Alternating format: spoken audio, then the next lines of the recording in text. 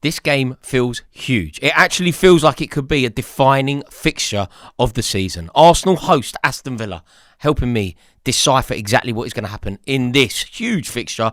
It's the wonderful Turkish. An honour to have you on the channel, sir. Pleasure. It's been a little while, man. Been too long. Been far too long. They're loving it in the comments as well. Mate, So I mean, it's always nice to see that from them. I love it as well. It's a joy to discuss football with you, and we have a real fixture to discuss here because Aston Villa are a serious football club. They look it. And the form that they are on, it's mind blowing. You know, everybody's focusing on this initially 10 wins on the spin that became 11 at Stamford Bridge. Do you know it's actually so much bigger than that? It's actually 16 wins out of 18 games, if in all comps, if you go bigger. That's how well they're playing. That's what they're doing. That's what Unai Emery is capable of. And this fixture, look, it would be a real statement for Arsenal to beat Aston Villa. I feel like it's a banana skin for you, man. It has been many a time over the years, home or away. You know, whichever way you look at it, I think home and away, the last 5, Villa have won 3. We've won 1, and there's been 1 draw in there, both coming last season. If you look at just at the Emirates, Villa have won 2 of the last 5. We've won 2, and there's a draw in there.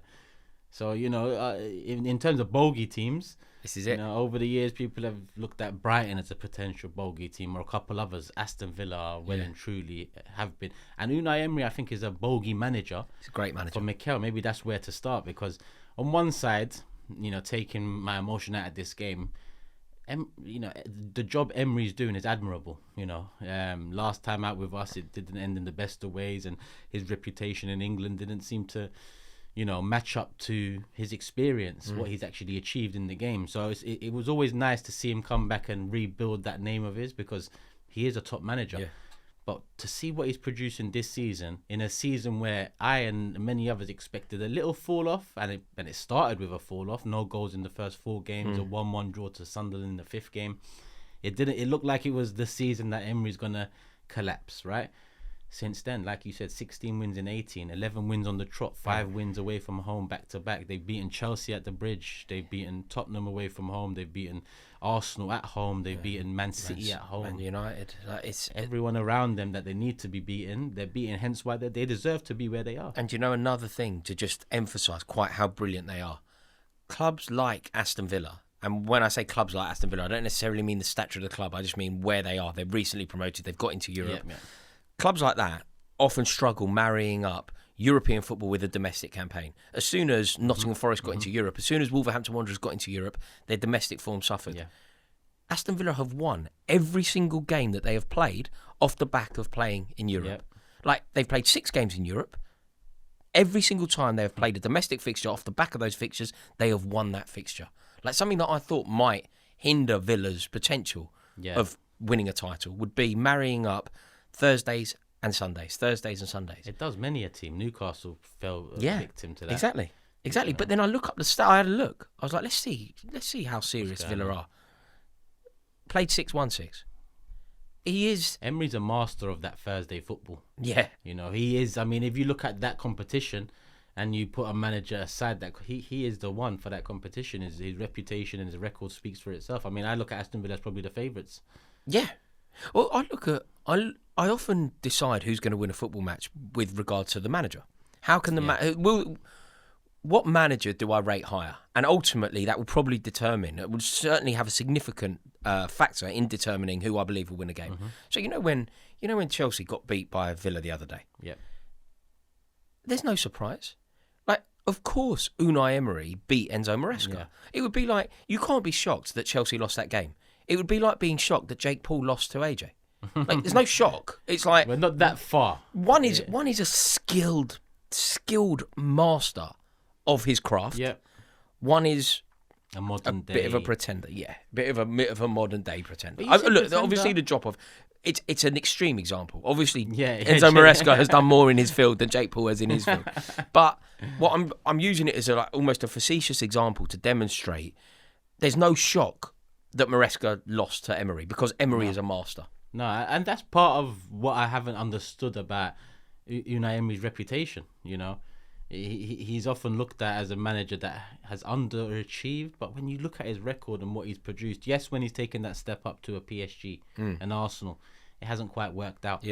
But in terms of the Villarreals, the Sevilles, the Aston Villas now, his record in Europe. Yeah, you might call him a tier 2 manager. He's deserved a step up to tier 1, but it hasn't worked. But in terms of tier 2 managers, he's the and now on some level, what he's done is he's taken over effectively a tier 2 job. You know, he took over Aston Villa. They were in a terrible state. They looked like they could go down. Yeah, and he's taken a tier 2 job in effect. But Aston Villa have all of the infrastructure and history to be a tier 1 club. Yeah. And he has elevated himself and them. And I think he's now considered, in my opinion, the second best manager in the league. That's in my fair. opinion. Do you know the Arsenal job did his reputation a bit of mischief? Mm-hmm. But I think he's a class act. Do you think that Mikel Arteta is intimidated at all by the reputation of Emery? Maybe not so much the reputation, but more the record. You know, Mikel's a man that looks into the fine margins, the fine details. And I think if he looks into his record against Unai Emery, whether that's Emery at Villarreal or Emery at Aston Villa, I think we've won 2, Emery's won 7 of those games. So when I say bogey manager, I'd think that's somewhat keeping Mikel up at night, because he is such a perfectionist, I want to call him. He's one of the modern day managers that wants to control every single thing to make it tick the exact way he wants it to tick, right? But Unai Emery, I feel like there's something there. And how damaging did you see, you know, when Emi Buendia scored that last minute winner? How damaging is that for Arsenal's title credentials, and how significant is it for Aston Villa's? We can only find that in May. You know, I look back at the one, you know, Jorginho off the bar. Yeah, Martinez's head. Yeah. That was last minute. I think that season we also had the Bournemouth last minute one. And, you know, those moments when it happens, it feels like those are the moments that it come May, you look back on and say, you know, that one won us the league, or that strike won. It didn't win us the league. So as much as, you know, this might be PTSD and pessimism calling on my side, big moments. But, you know, May is when it really matters, and whether those big moments accumulate to the 85, 90 points needed. Do I think they'll be there come the end? No. But that's more because of what I'm accustomed to, what I'm used to, than actually looking at them. Because when you look at them, why can't they be there? Yeah. Arsenal and Man City have had inconsistencies in this season, and Aston Villa deserve to be matching up, and that's what they're doing right now, matching up. Yeah, I agree. Are you concerned at all about Arsenal's profligacy in front of goal? Like, I think he scored 1 goal, taking penalties out of the equation. Yeah, 1 goal in 4 games for Arsenal. Like, you know, when I look at your side, what I see you as is goals galore. I see you as goals all over the pitch. Like, I see you as one of the most threatening sides, almost a team that it's better than having, on some definition anyway, it's better than having one guy that can score you 40 a season. What you have is you have half a dozen that can score you a dozen. It isn't happening. No. It isn't happening. You know, Gyökeres, huge question marks. Saka isn't... I rate Saka very highly, but I was talking about him recently, and I was putting him at the very top. I was talking about him in glowing terms. I was surprised at the reaction. Like, I see Saka, and I had a moment with Saka where I was just like, this bloke is just a different class. 2 moments, right? These are the 2 awakening moments I had with Saka. I was on a train to Germany for England, and we were trying. I was on a train. I was discussing it. I was with Flav. Oh yeah. Right, we're talking about Flav and James Alcott, and we're discussing like how England can win this game. I think we were going over for maybe the Switzerland game, and we're like, look, it's not going well, England. What are we going to do? What's the solution? And do you know what we all concluded? We were like, England's right winger is also the solution to get England playing better at left back and at left wing. Yeah. It was like, what? How? Never before in football, I don't think, that I can think of anyway. Like, Arjen Robben was an amazing player for us, but I wouldn't have said he'd be an answer to our right wing and left back solution. Whereas we were kind of saying Bukayo Saka needs to play instead of Kieran Trippier. He needs to play instead of Anthony Gordon, but he also needs to play where he's playing. Well, so I was like, okay, this bloke is serious. And then what happened at the Bernabeu? That was the moment. You know when he missed the penalty, you're like, here we go. You're thinking, here we go. Arsenal are going to crumble. He might crumble. He might be the personal face of this crumble. Suddenly he dinks the keeper. Yeah. I was like, this bloke is governor. His bounce back over the years has been, quite something. I agree. Whatever it may be that's come in front of him, he's managed to, jump that obstacle and keep it moving. Big season for him though. He's, unfortunate injury last year. Before that injury, he had 10 assists. He was on route to break Henry and De Bruyne's record. Probably would have at that rate for sure. But the injury stopped all of that. End of last season, inconsistent, coming back from injury, had that big moment against Real Madrid. This season it's about kicking on now. The debate has been world class or not world class over the years. I think this is the season now where he's got to be the man to take us over the line. That burden, I look at Mikel and ask why that burden wasn't somewhat lifted in the summer with the signings we've made, because Gyökeres is yet to fire. Eze's on the bench. When you say yet to fire, the implication with your phrasing is that it's coming. When you say yet to happen, is the implication is that it's going to happen. Do you truly believe that it's going to happen? I could sit here in 2 years and say it's yet to happen. And it could mean the same thing. Yeah. But, It's a clever use of language there. My faith is dwindling, to say the least. But it's a 50-50 in my opinion still, where Gyökeres needs to do better against Brighton the other day. I mean, in the first couple of minutes, put your foot through it, mate. Instead, tame shot. It was more a pass back to the keeper. He had another opportunity second. Those are the moments where I'm not expecting 90-minute performances from him. I expect when you get those moments, put it in the back of the net. Yeah. Eze, I expected him to be starting week in, week out, integral. Now, don't get me wrong. He's won us points this season. A hat-trick against Tottenham, the assist against Man City. So he's helped us along the way. But I look at Shirky at Man City, and I couldn't he agree didn't more. hit the ground running. A lot of question marks around the type of player he is and would it work for Pep. Now he's deciding games for Man City. Foden stepping up now. It's long gone where we're all looking at Haaland as the only goal scorer for them.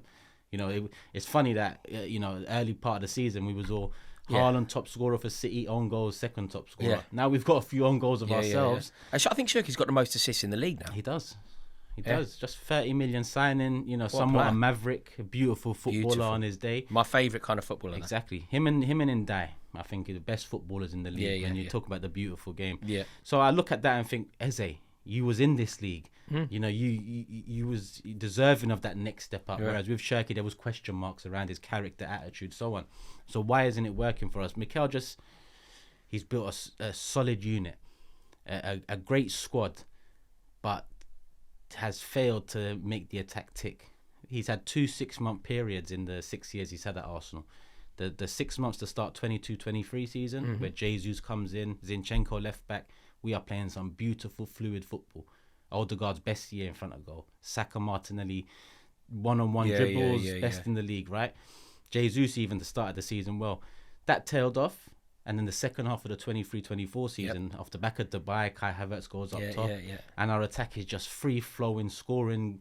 I think we scored 91, the most we've ever scored in the league. So he's shown in patches, Mikel, that he can build an attack that's full of needs fear to be more for the consistent. opposition. But it's now we need it more than ever, because if we make this attack click now, anywhere close to 22-23 or 23-24, we win this league. I agree. So you've got to beat Villa. Do you agree with that? You have to beat Villa. Yeah. You can't. They can't take 4 points off you. No. It's a statement. No. They can't do it. Plus, over the years, I mean, it's exactly the type of game and or result you speak of that we look back on in May and say, that's where we messed up. Whether it's West Ham 2-0 or Fulham 2-1 in December 2023, or whether it's Villa on that run that you went on off the back of Christmas. It was Villa at the Emirates. 2-0. We should have been up at half time. We wasn't. Ruined missed chances. That's why my match reaction is a lot of calm down. In isolation, I get it. We're top of the league, and we've got a lot of injuries, and our attack hasn't clicked. So if all that goes in the right direction, happy days.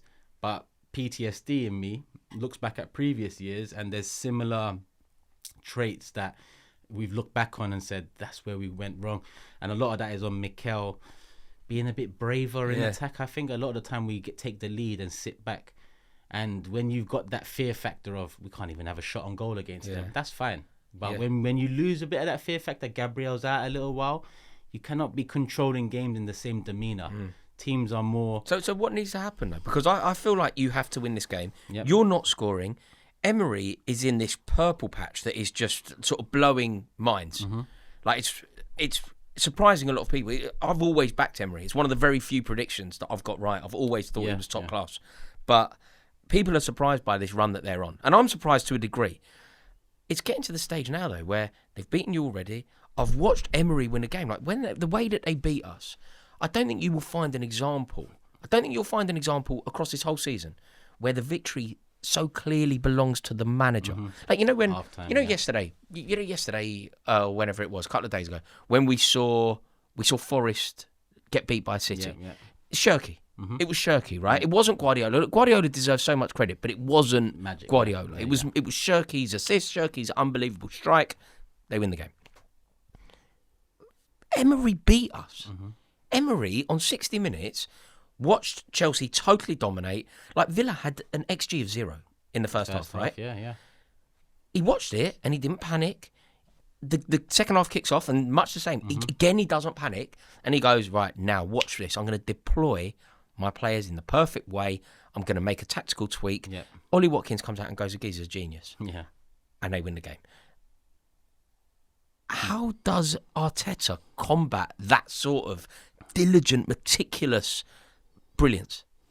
Because Emery doesn't always get it right, and we know that as Arsenal fans firsthand. Yeah. Sometimes he does overcomplicate things during games. Sometimes he doesn't make the right decisions. We was holding 30 shots against Watford, at certain points during Emery's reign with Arsenal. You talk about the first half, no shots on goal, no XG. Against a better team, they might not even have a chance in the second half to fight back. But they did have that chance for Emery to make the moves to get the win. I think we've got to make a statement. I think it's home. It's a team we've lost to a few weeks ago. That loss allows City back into the conversation because we were very comfortable last time I was sitting here. Yeah. So we've got to use that, whether we use the last result or 3 of the last 5, 2 of the last 5, the 23-24 season. We've got enough pain inflicted by Villa and Emery. Villarreal Europa League semi-final. Yeah. Home and away. Yeah. Come on. So Arteta's got enough in the tank there. The player should have enough in the tank there to make a statement. Yeah. Obviously, I'll take a 90th minute 2-1 win. Yeah. But I also think where Arsenal were a few weeks ago and where we are now, I think a statement win is necessary to get people, because the narrative has changed. You're still winning games, but the narrative has changed. Yeah. Do you think you reinforce in January? I mean, our defensive numbers are dwindling. Just the other day, Calafiori comes off injured in the warm-up. Timber is not in the squad. A surprise to all. That's on top of Gabriel just returning into the side. Ben White already out for long periods. So maybe we reinforce defensively, potentially. But in terms of the attack, I don't think so, because we've got enough that we still need to work. Let it all work out. Let it all work out. Yeah. We've got to make it work out now. Yeah. That honeymoon period, we're coming up to half. It's all over. Whether it's Eze, whether it's Gyökeres, whether it's Madueke, these signings have to work out now. So do we reinforce potentially defensively, potentially in midfield if there's a Manu type of option there? But yeah, I don't think in the attacking front. Okay. Score prediction? 3-1. They beat you, man. 3-1 Arsenal. Go on. I'm going. I think they beat you. I think Unai Emery comes out of a 2-1 win. That is my prediction. Yeah. It's what you want, or oh, certainly. Yeah, it's 100% what I want. Which one are you leaning towards? Yeah, I just rate Emery so highly, man. I really do. I really do. And I find it difficult to see beyond him. But my predictions haven't always gone down in history as being accurate. So that bodes well. So this does exactly. I've done you a favour there. As always, thank you so much to Turkish for joining us on this channel. Really do appreciate it. Would you please do us a favour? Make sure that you comment below. Let us know what you think. Let us know what your score prediction is of this fixture. And before you go anywhere, make sure that you click the link in the description below. You will find a link to Turkish's channel there. Fantastic Arsenal content. Make sure that you go and subscribe. And I'll see you all after the thought. Ta-da. Love.